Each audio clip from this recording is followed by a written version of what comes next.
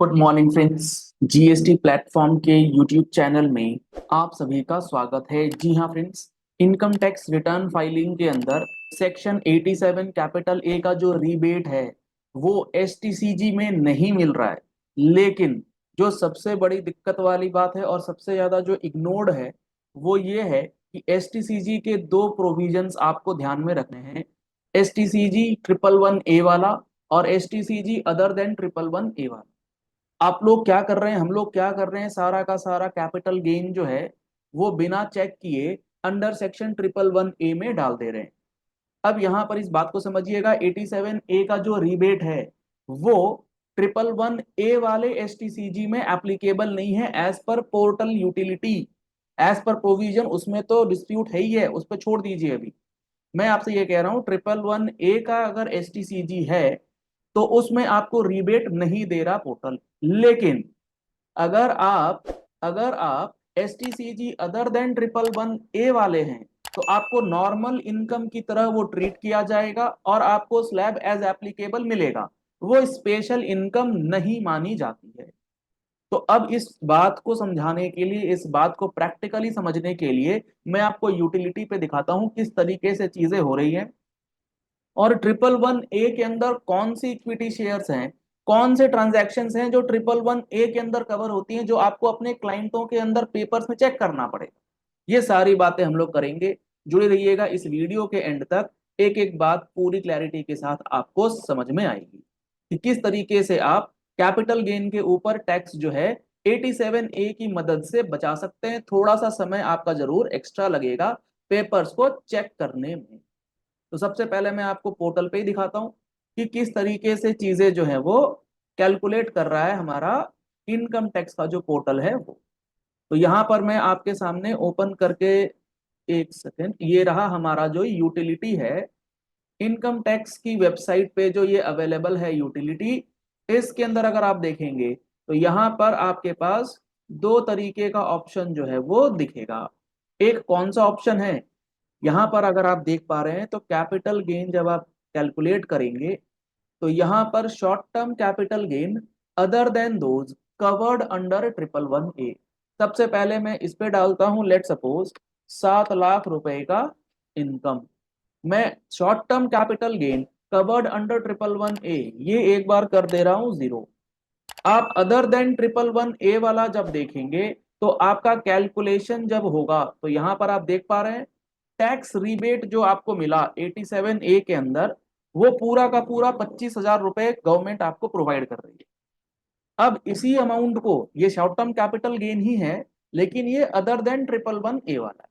अब इसी अमाउंट को जब आप अदर देन 111A से हटा करके 111A में फीड करेंगे, मैं आपको दिखा रहा हूँ 111A के अंदर, तो यहां पर आप देख पा रहे हैं 60,000 रुपए का पूरा टैक्स जो है वो कैलकुलेट कर दिया गया है, आपको पेमेंट करने के लिए बोल दिया गया।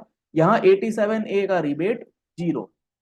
तो सबसे पहली चीज तो ये समझ लीजिए कि 111A और 111A के अलावे कौन कौन सी चीजें हैं।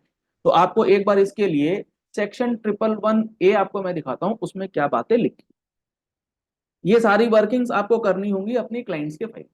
सेक्शन 111A कहता है tax on short term capital gain in certain cases where the total income of an assessee includes income chargeable under the head capital gains arising from the transfer of a short term capital asset being an equity share। अगर आप equity share की dealing में है या फिर unit of an equity oriented mutual funds, जो आपके mutual funds होते हैं वो इक्विटी ओरिएंटेड अगर म्यूचुअल फंड्स हैं, उनकी शॉर्ट टर्म ट्रांजैक्शंस हुई है, शॉर्ट टर्म कैपिटल गेन हो रखी है, या फिर unit of a business trust आपने ले रखा है उसकी सेल परचेज है, तो आपको जो है सेक्शन 111A का बेनिफिट नहीं मिलेगा। मतलब वो स्पेशल रेट में चला जाएगा, और वो स्पेशल रेट में चला जाएगा क्योंकि उस पे सिक्योरिटीज ट्रांजैक्शन टैक्स जो है वो पेड है। तो ये तीन बातें आपको ध्यान में रखनी है अगर आपके क्लाइंट के पास इक्विटी ओरिएंटेड म्यूचुअल फंड है जिसपे एसटीटी पेड है, इक्विटी शेयर उसने सेल किया है जिसपे एसटीटी पेड है, या फिर यूनिट ऑफ बिजनेस ट्रस्ट है जिसपे एसटीटी पेड है। ये तीन कैटेगरी जो ब्रॉडली आती हैं, इन 3 कैटेगरीज के जो सेल होंगी वो आपको 111A के अंदर ले जाएगा। ये हो जाएगा स्पेशल रेट, यहां आपको 87A नहीं मिलेगा। इसके अलावा मान लीजिए इनमें किसी में एसटीटी पेड नहीं है। सर एसटीटी पेड होगा नहीं, वो कैसे मालूम चलेगा? अगर वो इक्विटी ओरिएंटेड इक्विटी शेयर्स के नहीं है तो उस पे एसटीटी नहीं लगेगा as per security transaction tax. तो यहां पर लेट सपोज आपके पास कोई डेट ओरिएंटेड फंड है, तो उसकी सेल जब आप करते हैं तो वो 111A में कवर नहीं होता है।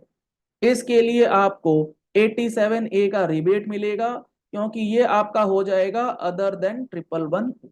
अब ये पता कैसे करेंगे? डेट ओरिएंटेड फंड है, इक्विटी ओरिएंटेड फंड है, तो आप अपने क्लाइंट से मंगा सकते हैं कौन सा डेटा? आप अपने क्लाइंट से मंगा सकते हैं उनकी एक्सेल फाइल का डेटा, जिसके थ्रू आप उनकी कैपिटल गेन की कैलकुलेशन करते हैं। किसी भी ब्रोकरेज हाउस से आपको वो कैपिटल गेन का स्टेटमेंट तो मंगाना ही है। आपको यहाँ पर मेहनत करना होगा, समय देना होगा, क्लाइंट के पीछे समय लगेगा। आप यहाँ पर देख पा रहे हैं इस पर्टिकुलर केस में इक्विटी ओरिएंटेड फंड अलग दिखाया जा रहा है। हर ब्रोकरेज हाउस आपको इस तरीके से डेटा देगी, आपको चेक करना होगा वो फंड इक्विटी ओरिएंटेड है या नहीं है। अगर इक्विटी ओरिएंटेड होगा तो उस पे एसटीटी पेड होगा, जैसे आप यहाँ पर देख पा रहे हैं। अगर वो डेट ओरिएंटेड फंड है, इसी के नीचे अगर मैं आपको दिखाऊं तो डेट ओरिएंटेड फंड आपको अलग से नजर आएंगे। ये देखिए डेट ओरिएंटेड फंड, यहाँ एसटीटी पेड नहीं है, यानी कि ये जितना भी है ये हमारा है अदर देन 111A, और इस पे नॉर्मल टैक्स रेट लगेगा और विथ 87A का बेनिफिट आपको इनकम टैक्स रिटर्न में 25,000 रुपए तक की छूट जो है वो मिलती है। ये बेहद इंपॉर्टेंट बात है, क्योंकि इसके अंदर बहुत सारे अमाउंट्स जो हैं वो गलत तरीके से ये इस मेहनत को बचाने के लिए कि 111A वाला है या नहीं है वो चेक नहीं किया जा रहा है, जिसकी वजह से गलत टैक्स जो है वो जमा। चलिए इस वीडियो को यही एंड करते हैं। आशा करते हैं आपको ये पॉइंट जो है अच्छे समझ में आ गया होगा कि अब अपनी आईटीआर के अंदर कैपिटल गेन का ये बाइफर्केशन जो है आप आज से स्टार्ट करेंगे, ताकि टैक्सेस की सेविंग्स जो है वो हो सके, इलीगल टैक्स जो है वो गलत तरीके से जमा ना हो जाए।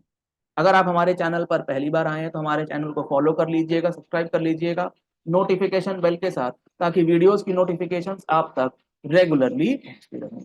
अगर आपको जीएसटी का फुल कोर्स करना है तो आप हमारा GST platform mobile application download कर सकते हैं, प्ले स्टोर पर अवेलेबल है। उसमें 180 आवर्स प्लस की क्लासेस आपको प्रोवाइड करके दी जा रही हैं। Thank you, have a nice day.